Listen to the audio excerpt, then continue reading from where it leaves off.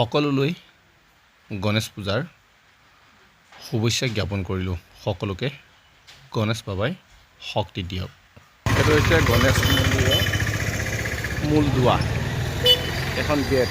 বৰষুণ দিছে, যথেষ্টখিনি লোক আহিছে, বৰষুণ দিছে যদিও আহিছে, যিহেতু গণেশ বাবাক সকলোৱে মানে।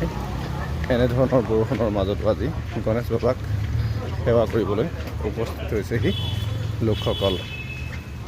যিহেতু গণেশ পূজাৰ দিনাৰ পৰা আৰম্ভ হয় দুৰ্গা পূজা লগা যেন দেখা গৈছে। আৰু এয়া হৈছে তেজপুৰ। যথেষ্ট সেৰেঙা যদিও ভক্তপ্ৰাণ ৰাইজ এইদৰে ছাতি লৈ লৈও আহিছে গণেশ বাবাক সেৱা কৰিবলৈ। আমি তেজপুৰৰ ব্ৰহ্মপুত্ৰ পাৰত থকা গণেশ মন্দিৰ, এয়া গণেশ মন্দিৰ। গণেশ বাবাক পূজা কৰিবলৈও আপোনালোকেও আহিব পাৰে। বৰষুণ দিছে, মোৰ চৰ্দি হৈ আছে, তথাপিও উপায় নাই, আজি সেৱাভাগ আগবঢ়াব লাগিব। আৰু গণেশ পূজাৰ দিনাখনৰ পৰাই দুৰ্গা পূজা আৰম্ভ হোৱা যেন অনুভৱ হয়। দেশত আজি বিভিন্ন স্থানত গণেশ মন্দিৰসমূহত দেখা গৈছে গণেশ বাবাক আৰাধনা কৰা। তাৰ সমান্তৰালকৈ আমাৰ তেজপুৰতো আছে। এনেধৰণৰ লোকসকল আহিছে গণেশ বাবাক পূজা কৰিবলৈ, সেৱা কৰে। যথেষ্ট দোকানত হেৰি দেখিছে, ছাতি লৈ লৈ এনেধৰণে সহায় ছাতি কিনিছে।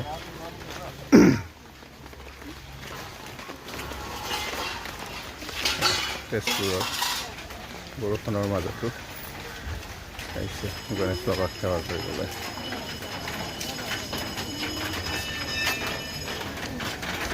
চাকি এটা দিয়া, চাকি এগছ। মই এতিয়া চাকি লওঁ, চাকি লোৱাৰ পাছতে সেৱা কৰাম। দিয়ক, চাকি দিয়ক, চাকি এগছ দিয়ক। মিঠাতেল দিয়ক। প্লেটটো আহে আৰু দিম আৰু আহিম দিয়া।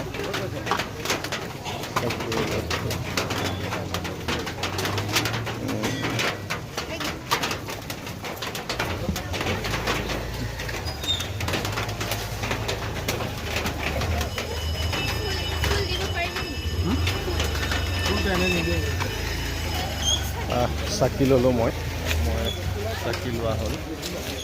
এয়া সেৱাভাগ আগবঢ়াওঁ। যথেষ্ট সংখ্যক লোক আহিছে চাকি জ্বলাবলৈ। এতিয়া ভিতৰলৈ সোমাই যাওঁ।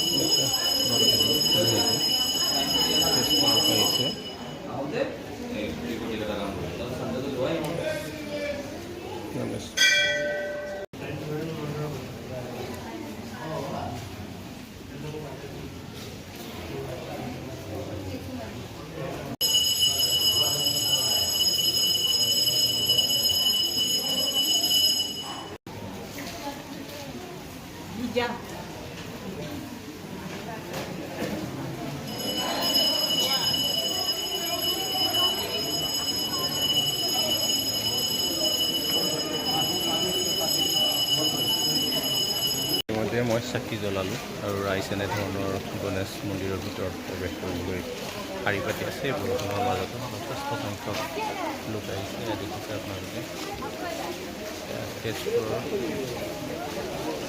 গণেশ মন্দিৰৰ দৃশ্য। আৰু গণেশ মন্দিৰৰ দৃশ্য তেনেধৰণৰ পুৱাই পৰা শাৰী পাতি গণেশ বাবাক সেৱা কৰিবৰ বাবে উপস্থিত হৈছেহি বিভিন্ন স্থানৰ পৰা। আৰু তেজপুৰৰ ঐতিহাসিক যি গণেশ মন্দিৰ দৃশ্য মই দেখুৱাইছোঁ আপোনালোকক। যথেষ্ট সংখ্যক ইয়াত আহিছে আৰু বহুত দূৰৰ পৰা আহে এনেধৰণৰ গণেশ বাবাক পূজা সেৱা প্ৰাৰ্থনা কৰিবৰ বাবে। বৰষুণৰ বতৰৰ মাজতে এনেধৰণৰ আহি উপস্থিত হৈছেহি ভক্তপ্ৰাণ ৰাইজ। হৈছে তেজপুৰৰ ঐতিহাসিক গণেশ মন্দিৰ। আৰু গণেশ মন্দিৰৰ দৃশ্য আপোনালোকে দেখিছে। আৰু এয়া হৈছে ব্ৰহ্মপুত্ৰ নদীৰ পাৰত, ব্ৰহ্মপুত্ৰী নদীৰ পাৰতে গণেশ মন্দিৰটো অৱস্থিত। গণেশ বাবাক সেৱা কৰিবলৈ এনেধৰণৰ আহি উপস্থিত হৈছেহি।